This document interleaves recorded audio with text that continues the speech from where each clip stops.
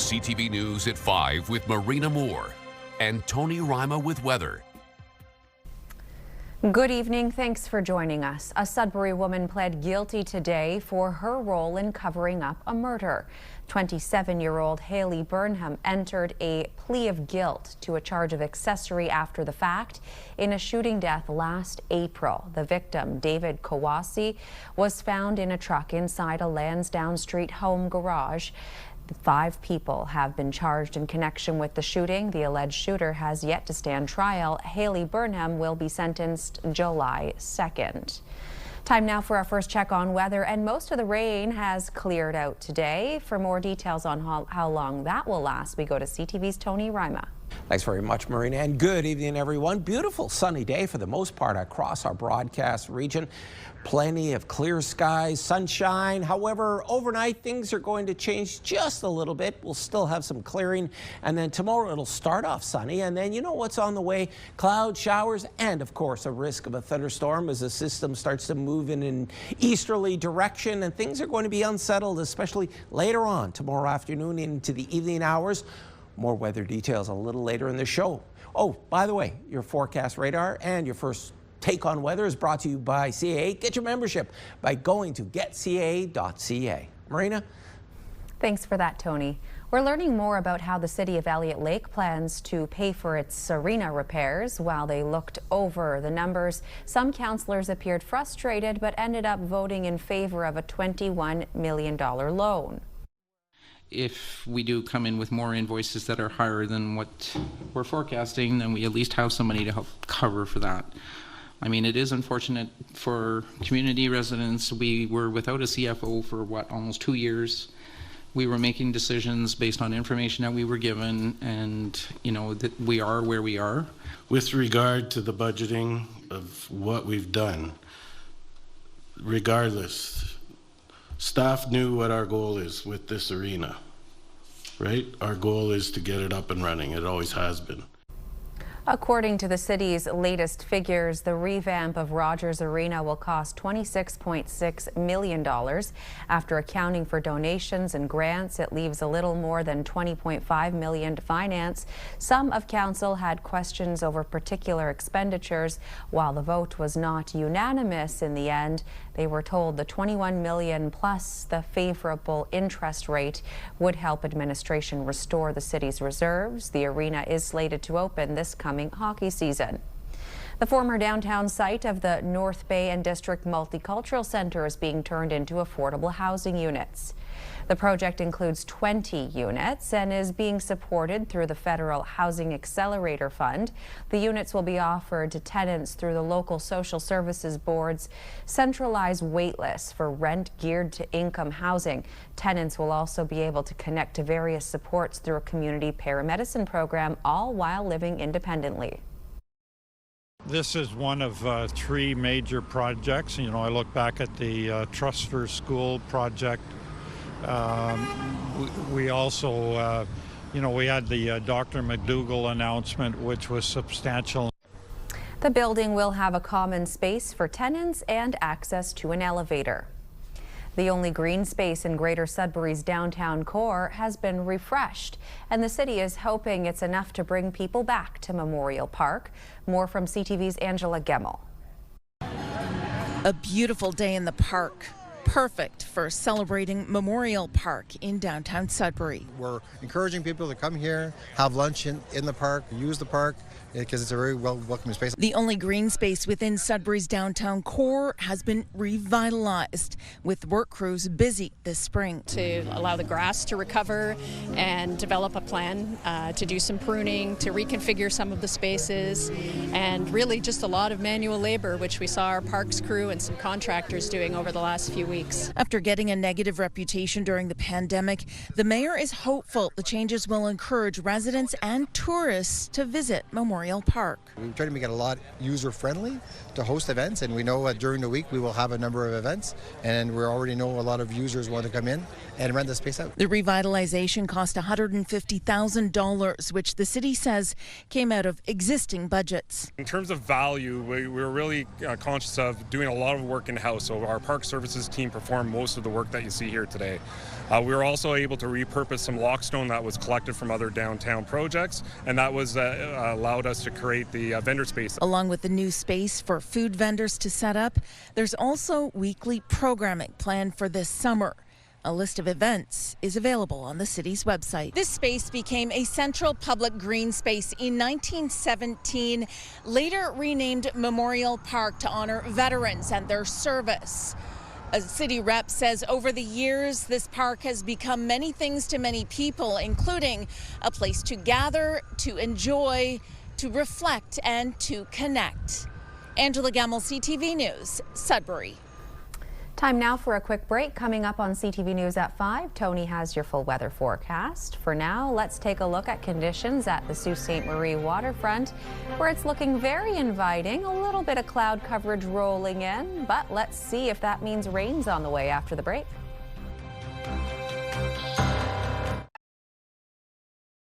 When you see it happen, send it to CTV News.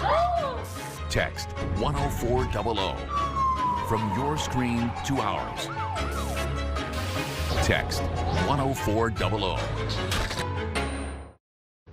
All right, folks, now your main weather, and we're going to start with our forecast radar. Pretty nice day out there, and overnight will also be clear skies. Tomorrow will start out very nice, and then after that, well, we're starting to see increased cloud cover and showers, especially in through Sault Ste. Marie and Chapleau. And in the afternoon, there's a risk of thunderstorms. Take a look at this band in through Sault Ste. Marie, and that's going to spill over into Thursday, Friday. Saturday was supposed to be initially nice, and then after, the forecast has changed. Let's take a look at your 5-day weather forecast, starting with Sudbury Nickel tomorrow. Well, it'll start off beautiful. Just beautiful temperatures, beautiful conditions, and then after that, there's a chance of thunderstorms, yes, and it's going to be unsettled again come Thursday, Friday. Up and down weather again, temperature jumps to 24, so 1 degree above normal. Saturday, sun, cloud, rain, and Sunday looks pretty good at this point. As we head on over to Sault Ste. Marie, Algoma tomorrow, it'll start off nice, then increasing cloud cover, a risk of afternoon thunderstorms. Temperature drops on Thursday, one constant again, the rain. It's going to stick around on Friday. Saturday looks beautiful, 23 degrees. Sunday, though, some shower activity and the temperature goes up. For Timmins, Cochrane, and Kapuskasing tomorrow, a great start to the Wednesday, and then after, you have to hit the brakes because clouds, a risk of thunderstorms, and of course showers, and that's going to linger in through Thursday, Friday. Saturday, we start to get a little bit more clearing. Temperature 25 degrees, 26 for Sunday. In through Timiskaming Shores and Kirkland Lake, afternoon thunderstorms again, starting off nice, then after, increasing cloud cover, showers, unsettled weather spilling over into Thursday, Friday, some clearing. Temperature ticks up even 1 degree warmer on Saturday, and Sunday looks good, 27 above seasonal temperatures. And finally, folks, your 5-day weather forecast for North Bay, West Nipissing. Tomorrow, sunshine in the morning, then in the afternoon, you'll see increasing cloud, showers, and a risk of thunderstorms. Thursday, it's going to be a soggy day. Temperature also falling 16 degrees. Then it ticks up on Friday. Again, more rain. And then comes Saturday, well, unsettled. Sunday looks good, 25 degrees. And that's your 5-day weather forecast. Marina. Thank you, Tony. The YWCA Ginevra House is an emergency shelter for women looking to escape abusive situations and to seek support services. The organization has released its annual report sharing a snapshot of the growing need for its services in Greater Sudbury. CTV's Madison Merrier spoke with the executive director today. This year, the YWCA Ginevra House went over capacity, opening its doors to 125 women and children. We know that the number of intimate partner violence calls to police has increased and continues to be on the rise across Ontario and across Canada. Last year, the emergency shelter was able to see more people come through its doors. But Gorman says the affordable housing crisis means longer stays and fewer open beds. A lot of them have applied for rent geared to income housing. We know that the wait for that is longer than it has been in the past, so they're staying longer. On average, women stayed for a couple of months. Now it's closer to, on average, 5 months. Officials say the shelter helps women in other ways like support with family court. A woman who is being named Jordan to protect her identity is one of the 200 that have received that guidance. This was her experience. Through the program, she found clarity and support. Staff helped her understand court documents, prepare for hearings, and develop a safety plan that made her feel more in control. Most importantly, she no longer had to face the system alone. That's what keeps us going, really, and reinforces why we're here and what we do. And, you know, seeing someone, a success can be someone who's come into shelter and after a couple of days you just see their shoulders drop and they feel comfortable and they're sleeping again, and for the first time you see that smile on their face. That's a success. This year, the emergency shelter answered just under 1,400 crisis calls, with many of them looking for emergency shelter. Even with the addition of one new bed this year brings the total to 33, Ginevra House had to refer many women and children to seek support through community partners.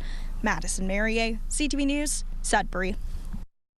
All right, and coming up here on CTV News at 5, we're catching up with this year's winners of the Ontario Mine Rescue Competition, what they faced and what they learned. Coming up.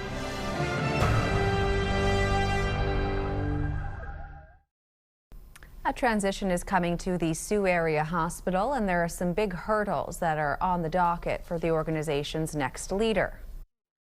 We concluded the year with a deficit of $9.4 million.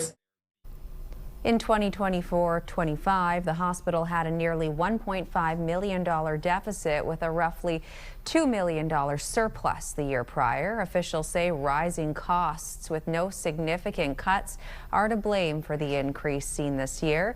The organization relies heavily on funds from the provincial government, with leadership noting that many hospitals across Ontario are experiencing deficits. We have been focused in our operating plan on continuing all of the services that we have currently available in the community and beginning to position for some future-focused activities. You'll hear that we continue to invest in different ways in care close to home, for example. We continue to struggle as costs continue to increase. While we want to still remain, keep all our patient care activities in place and all the services for the community. So as Isla mentioned, we're largely dependent on ministry funding. So again, for 26-27, we did budget a larger deficit. Watson is retiring this Friday, with Zampusi stepping into the role starting Monday. From opioid overdoses to teenagers breaking into an abandoned mine, the recent Ontario Mine Rescue Competition tackled real-life concerns. CTV's Lindsay Aylett caught up with this year's winners and learned more about the situations they faced. Glencore Sudbury I&O team took home the coveted gold hard hats at the 2026 Provincial Mine Rescue Competition. I've seen a lot of provincial scenarios, and this year was one of my favorites. The amount of involvement from a variety of members of the team, as well as a briefing officer, allowing them to be part of the actual mine rescue component, it was amazing. When our team finished up, we felt over the moon with excitement and satisfaction. Magna Mining's Podolsky Mine, the setting of this year's scenario, played its part as a historical property under care and maintenance. As the scenario unfolded, mine rescue teams learned that teenagers had broken into the site. You don't have to dig very deep on YouTube to find some pretty crazy videos of people, going into these abandoned mines all over Ontario. We kind of played on that just to raise a little bit of awareness and truly prepare our teams, because it's only a matter of time before we get a phone call that, so-and-so went to explore a mine and never came home that night. Rescuers followed the sound of loud metal music down the mine drift, where they located 2 unresponsive teens, along with clues of substance abuse. We are seeing a lot of drug abuse in our communities, and that just trickles down into our workplaces. So mining is not exempt from that. The scenario continued as another trespassing teen reported a second emergency, spotting an accident at the base of a steep ridge. The teams had to set up for a high-angle rope rescue, go down to the casualty, perform first aid, and then bring that person up to the paramedics. Glencourt took the top spot against 7 of the best performing teams across the province in the competition that wrapped up on June 12th. Lindsay Alex, CTV News, Sudbury. Timmins High and vocational school students are getting hands-on experience while helping improve safety in the city. The school's welding and construction classes built and installed custom security bars at Royal Canadian Legion Branch 88. CTV's Lydia Chubak reports. Timmins High and vocational school students are leaving their mark at the Legion office. Window bars featuring a poppy-themed design have been installed at Royal Canadian Legion Branch 88 in Timmins. The job brought together the school's welding, construction, and visual arts students to design, build, and install the structure. It was a big project. It was a lot, but we got it done, and it was a bit overwhelming, but we did it in sections and we got it done.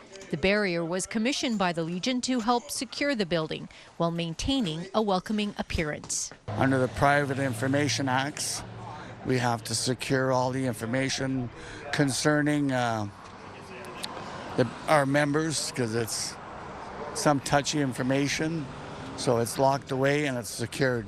The project offered a chance for students to apply their skills outside the classroom while helping create a solution for the Legion.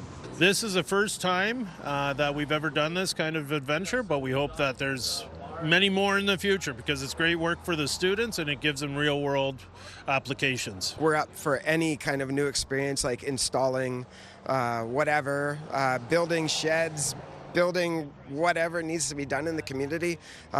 We've done stuff for the farmers market, and yeah, just anything that we can do to get involved with the community is great for our students. The teachers hope to take on more partnerships like this during the school year. Companies or the individuals pay for the materials, and then small donation just to reward the kids, and then that's all we're asking. So it's very cost effective. The installation is now complete and on display in Branch 88's front window. The bars serve as both a security feature and a showcase of what students are capable of creating. Lydia Chubak, CTV News, Timmins. Great work. Well, Team Canada is making final preparations ahead of their big match tomorrow in Vancouver against Switzerland. Canada and the Swiss each have 4 points after 2 games, but Canada has the slight advantage in Group B because of a better goal differential. That means Canada would win the group with a win or a tie. A loss would also likely send them through, but they would face a tougher opponent in the knockout round. Kickoff for Canada versus Switzerland is 3 p.m. Wednesday with live coverage right here on CTV. That means our newscast at 5 will be preempted, but you can still tune in after the game on CTV News at 6 for all of your local news. When we return, it's Take Me Home Tuesday. You're watching First at 5.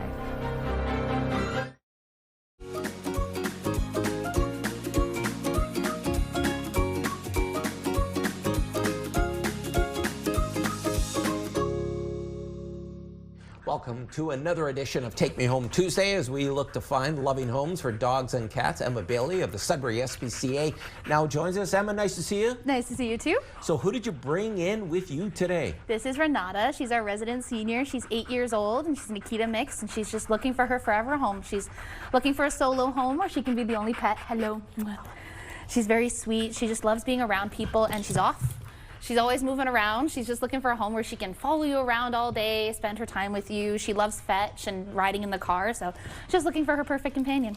Any sense how Renata would be with other dogs in a household? I think she would not do very well. She's a little selective, but that's okay. So she's looking for a home where she's the only pet in the house and she can get all the attention.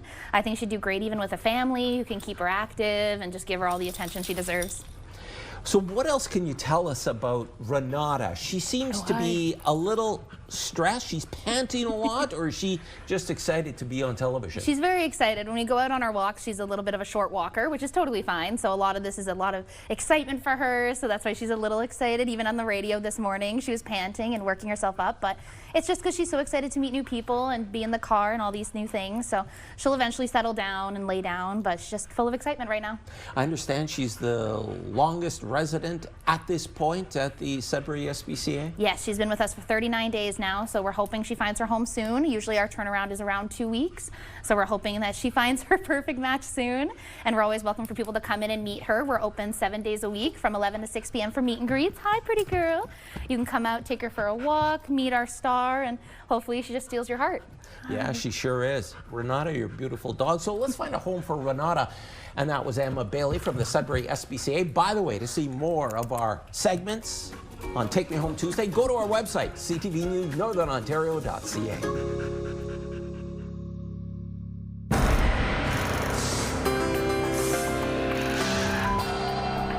Our first community close-up comes to us from the Timmins area, where Norm Balduke enjoyed a beautiful morning from the shores of Porcupine Lake.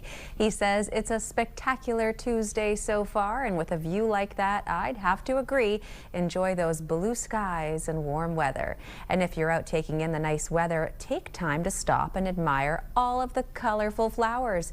George Bardasia in Sudbury says these poppies are in full bloom on Highland Drive. They don't stay in bloom for long, though. You can already see some petals falling, so enjoy them while you can. And check out this photo from Carol Knott in Matachewan. It's a gorgeous Luna moth. Luna moths are rarely seen due to their very brief adult lives and nocturnal flying time. They're also known as one of the larger moths found in North America. Thank you for sharing your discovery with us, Carol. And if you have any pictures, videos, or events you'd like us to showcase, email them to us at communitycloseup@bellmedia.ca. This morning, Special Olympians, police officers, and supporters laced up their running shoes in North Bay as the police torch runs continue. As many as 200 participants walked and ran from the police station on Princess Street to the North Bay Museum. This torch run was extra special as money raised will help offset the costs of hosting the Provincial Special Olympic Winter Games next year. The Games will welcome more than 500 athletes and coaches from across Ontario to compete in 5 official sports: alpine skiing, cross-country skiing, snowshoeing, curling, and figure skating. The budget is expected to be $500,000. Looks like a great day was had for all, and the weather held up. There's more news for the North coming up at 6. Continue watching as we hand things over to CTV National News.